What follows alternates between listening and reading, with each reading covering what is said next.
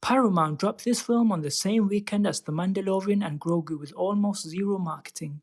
No press tour, no billboards, no buzz. The kind of release that usually means a studio quietly burying something they know is bad. They were wrong to do that because Passenger is a genuinely effective horror film that most people this weekend are going to completely miss. And that would be a shame. Here's the setup. Tyler and Maddie are a young couple who've just done something a lot of people dream about and very few actually do. They sold everything, bought a van, and hit the road. No apartment, no 9 to 5, just the open highway and each other. 6 weeks in, the honeymoon is starting to wear thin. Maddie is less convinced this was a good idea than Tyler is, and before they can even have that conversation properly, they witness a violent car accident on a remote country road. They stop to help. The driver is already dead. They drive away. They don't drive away alone. Something has attached itself to them, a demonic presence, called the passenger, that latches onto motorists and won't stop until they're dead. And it follows them everywhere, not just in the van, everywhere.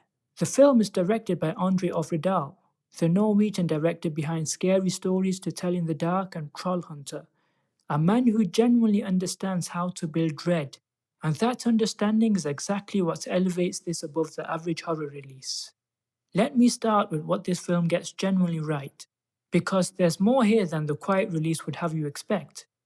The opening sequence, before Tyler and Maddie even appear, is outstanding. Two friends on a dark road at night, something goes wrong, and Ovredal builds tension from almost nothing. No big budget special effects, no loud musical sting telling you when to be scared, just darkness, sound design, and the creeping certainty that something is very wrong. It reminded me immediately why this director's work stands out. He understands that what you can't quite see is always scarier than what you can. The two lead performances are better than this film has any right to expect. Llobell, who you might know from Foundation on Apple TV, is carrying the emotional core of the film on her back, and she's excellent. There's a quality to her performance that keeps you invested even when the script lets her down. Jacob Scipio brings a genuine warmth to Tyler that makes their relationship feel real rather than functional. These are two people you actually believe are in love, which matters enormously for a horror film built around the threat to that love. Melissa Leo turns up as Diana, a veteran nomad who knows what the passenger is and tries to warn them. She's doing what Melissa Leo always does, which is make every single second she's on screen feel significant. She doesn't have much screen time, but she uses every frame of it. And the visual craft throughout is quietly impressive. Cinematographer Federico Verardi shoots almost entirely at night, using reflective surfaces, mirrors, windows, puddles, the van's side panels, to create this sense that the demon is always just at the edge of what you can see. There's a sequence involving flashing lights and a confined space that is the most genuinely tense thing I've seen in a horror film so far this year.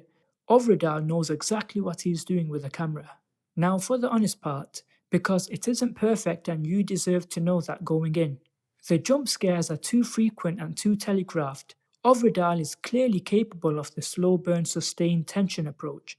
The opening sequence proves it, but the film leans heavily on loud noise and sudden movement scares throughout the middle section, and by the third or fourth one you're anticipating rather than reacting. The best horror makes you scared of the quiet moments. Too much of Passenger's middle act tells you exactly when to be scared. The mythology is also undercooked. The Passenger has rules, there are things it can and can't do, ways to fight it, and the film eventually reveals a solution that you will see coming from the first act. It's not a bad solution, it's just not a surprising one. For a film this visually inventive, the screenplay by Zachary Donohue and T.W. Burgess is frustratingly conventional at its plot level. The characters exist to be scared rather than to be understood, and beyond the central relationship between Tyler and Maddie, there's not much depth here. Some audience members have also noted that the van life backdrop, which is a genuinely interesting and underused horror setting, is never as meaningfully exploited as it could be. The claustrophobia of living in a van while being hunted is a compelling idea. The film gestures at it without fully committing. Here's where I land. Passenger is not a great horror film. The script is too conventional, the jump scares are too predictable, and it never fully commits to the most interesting ideas in its own premise. If you go in expecting something that will genuinely haunt you, you will leave a little disappointed. But here's what it is. It's a lean, well-made, genuinely scary in places horror film with two lead performances that are better than they needed to be, a director who clearly knows his craft, and a 94-minute runtime that never wastes your time. In a genre where most films either take themselves too seriously or not seriously enough, Passenger finds a comfortable middle ground and stays there. The opening sequence alone is worth the price of admission for anyone who loves this genre. This is the kind of film horror fans stumble across and recommend to each other quietly. The unheralded gem that defies low expectations. It's not going to end up on any best of the year lists, but on a dark night with the right company, it absolutely works. I'm giving Passenger a 6 out of 10. See it before it disappears from theatres, because Paramount clearly isn't going to fight for it. Like the video if this helped, subscribe for weekly reviews, and tell me in the comments, have you ever stopped to help someone on a road at night? Because after watching this, I genuinely thought about my answer to that question. See you next time.